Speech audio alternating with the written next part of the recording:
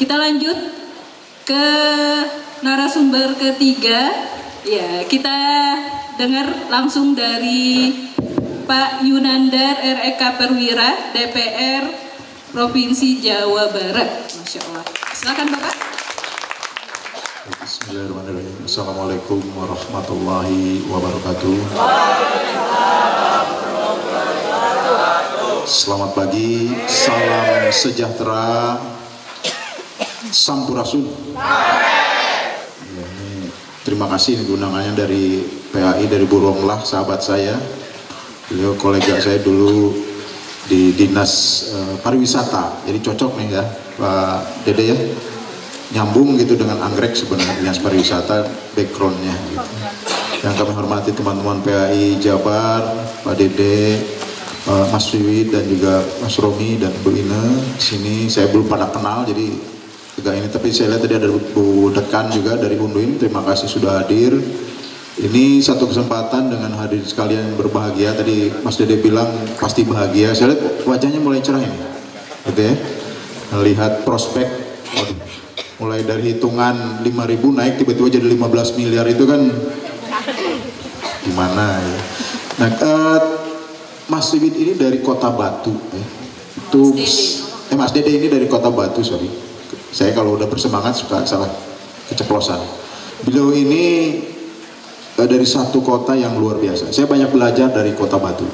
Sampai tiap tahun ke sana untuk melihat seperti apa Kota Batu itu berkembang. Penduduknya tuh hanya 300 ribuan lah. Ya, hanya 300 ribuan. Kebayang 3 kecamatan di mana gitu ya kalau di Bandung atau di Jawa Barat gitu. Tetapi setiap tahun orang berkunjung ke Kota Batu itu sekitar 5 juta. Itu makanya dari situ aja saya udah langsung amazing. Wah, ini pasti ada sesuatu banget di sana. Ini contoh nyatanya ternyata begitu. Hari ini hadir di sini. Sesuatu yang adalah hasil kreasi. Karena dulu tahun 2003 saya ke sana, ya hampir tidak ada apa-apa dibandingkan dengan di Jawa Barat. Jadi kalau kita 2003 ke sana, ningali Batu itu seperti nggak ada apa-apa gitu ya. Paling metik apel atau mandi air panas di apa yang di atas deh, Cangar ya. Kebawahnya sedikit apa? Songoriti ya, situ. Tapi begitu melewati 2005 sampai 2006 itu tiba-tiba ada yang masuk ke sana. Pertamanya 2005 ya kalau nggak salah, Jatim Park itu. Perubahannya sangat luar biasa.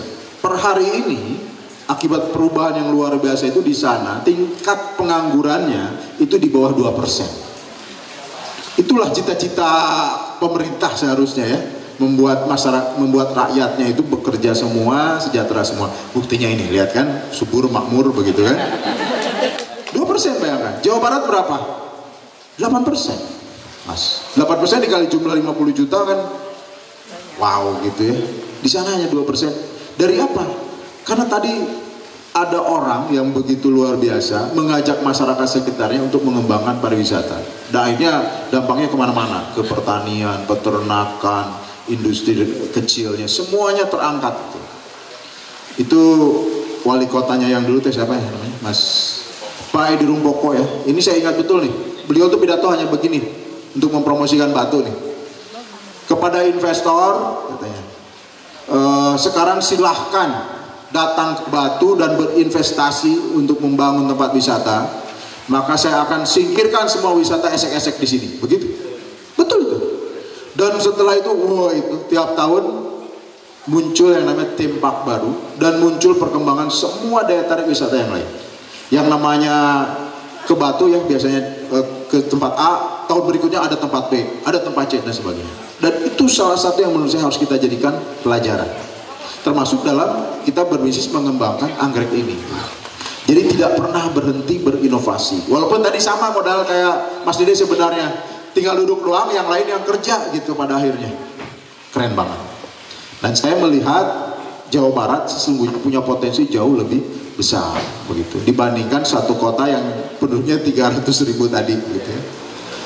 Garut kurang apa misalnya ya. Garutnya mas pegunungan di Garut itu seperti surga di dunia lah gitu ya. Cuman udah rusak begitu masalahnya itu. Banyak yang gundul, kemudian bencana di mana-mana.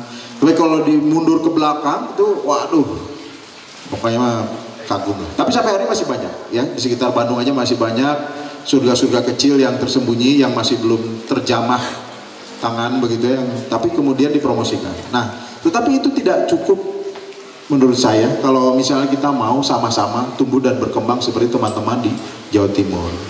Ada satu hal yang saya lihat dari beliau tadi, itu tadi ya, kata kuncinya harus mau saling mengisi ya. Harus mau saling bergotong royong, bermitra satu sama lain, bekerja sama. Itu kuncinya menurut saya. Dan itu yang selama ini hilang di Jawa Barat. Betul, ada yang namanya banyak sekali organisasi, saking banyaknya itu yang namanya organisasi, Mas, di sini ormasnya mungkin tiap gang ada begitu. Dan itu semuanya tiap 17-an ke saya datang pakai proposal. Nah, itulah organisasi di kita. Jadi organisasi tidak menentukan keberhasilan. Tapi kemudian kalau bersatu, saya melihat sendiri di Kota Batu itu beres semua. Di sana itu dari tahun 2003 sampai sekarang hampir tidak ada pembangunan infrastruktur yang signifikan. Tetapi kesejahteraannya meningkat signifikan begitu. Nah, itu yang harusnya kita contoh. Jadi kita tidak harus terlalu bangga dengan ngebangun ngebangun itu, ngebangun masjid di mana gitu ya, tapi jadi tempat wisata, tapi rakyatnya masih miskin. Justru seharusnya bagaimana caranya semua itu merasakan kesejahteraan. Nah, ini kuncinya sekarang ada di PAI salah satunya. Saya berharap banyak dan insya Allah saya akan membantu semampu saya, sebisa saya, sekuat saya, seumur saya di Dewan. Kalaupun udah pensiun, kemudian masuk jadi PAI begitu ya, belajar bikin membudayakan anggrek begitu. Bagi saya begitu melihat ke sini aja, nah ini mah bukan anggrek cik saya, ini mah industri kreatif. Ya, Jawa Barat itu jagonya industri kreatif, Mas.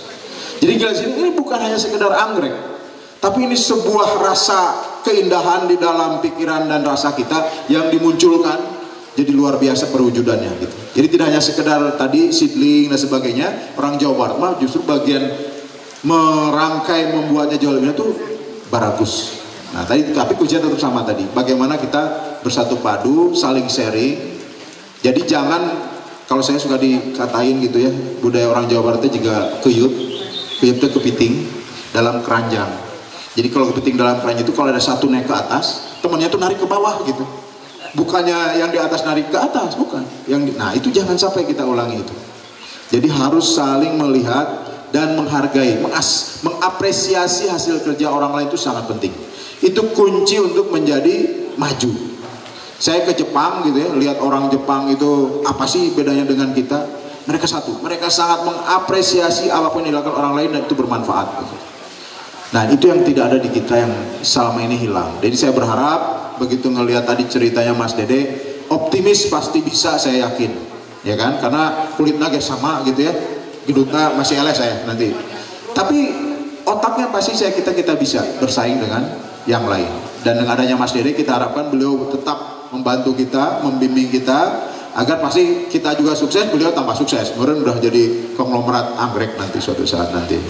Nah, demikian dari saya. Semoga setelah ini akan banyak lagi kegiatan, termasuk tadi cita-cita mewujudkan festival anggrek kelas internasional, itu semoga terwujud dan saya sangat mendukung itu karena bagi saya itu salah satu hal yang bisa mendorong perkembangan tidak hanya anggrek di Jawa Barat, nantinya semua industri akan terdorong. Karena itu ketika anggrek menjadi ikon, ketika festival anggrek menjadi ikon Jawa Barat, maka apapun yang didengar orang tentang Jawa Barat itu bisa kita jual dengan mudah. Demikian dari saya. Wassalamualaikum warahmatullahi wabarakatuh. Waalaikumsalam.